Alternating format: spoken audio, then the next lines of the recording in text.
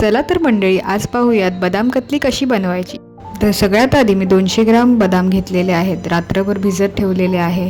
त्यानंतर त्याच्यावरचे साली जे असतात ते मी काढून घेतलेले आहे। त्यानंतर मी मिक्सरमध्ये जाडसर वाटप करून घेणार आहे बदामाचं, थोडंसं पाणी घालून, बघा अशा पद्धतीने।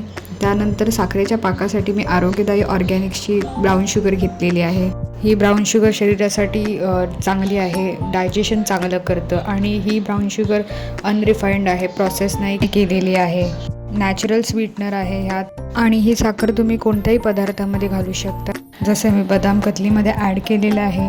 आपण काजू कतली तर ही नेहमीच खातो, पण बदाम कतली काहीतरी वेगळं आणि छान अशी आणि कमीत कमी साहित्यापासून बनवली जाणारी ही मिठाई तुम्ही नक्कीच ट्राय करा आणि कॉमेंटमध्ये कळवा कशी झालेली होती ती। इथे मी 5 चमचे साजूक तूप घातलेलं आहे पॅनमध्ये। आता जे मिक्सरमध्ये मी ग्राइंड केलेले जे बदाम होते ते मी आता तुपामध्ये भाजून घेणार आहे।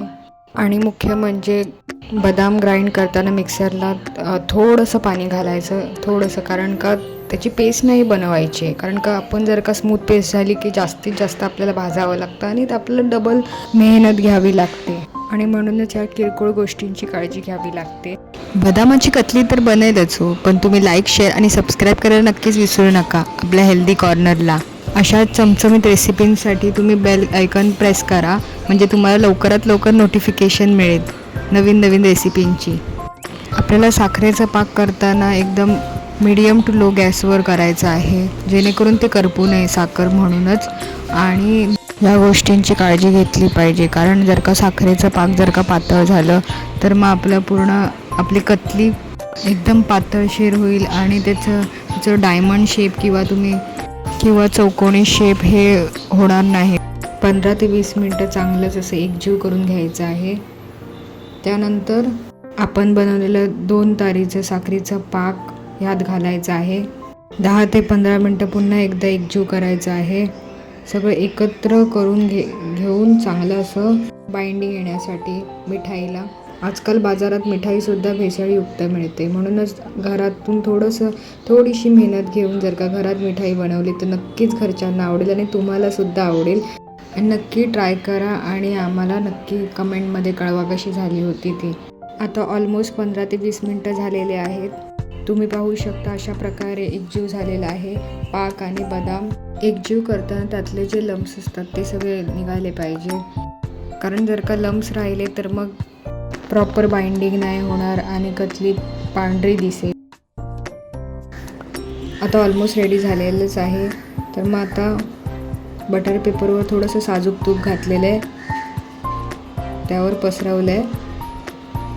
पसरवल्यानंतर आपलं जे सारण असेल ते आपण बटर पेपरवर घालणार आहोत।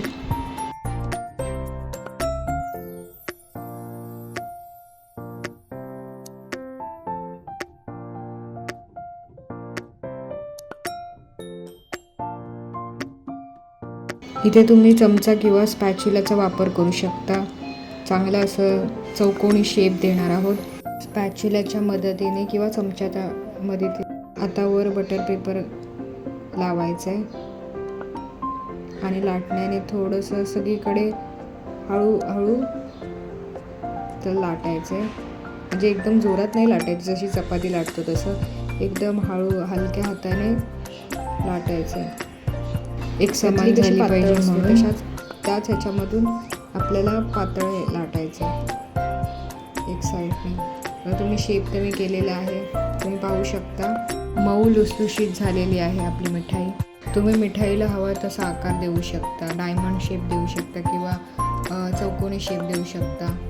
इथे डेकोरेट करण्यासाठी मी बदामाचे काप केलेले आहेत पातळ, इथे मी लावलेलं आहे आणि अशा प्रकारे तुमची मिठाई झालेली आहे रेडी। चवीला सुद्धा एकदम अगदीच छान लागते, काजू कतली सारखीच लागते। हेल्दी कॉर्नरकडून तुम्हाला आणि तुमच्या परिवाराला दिवाळीच्या खूप खूप खूप शुभेच्छा।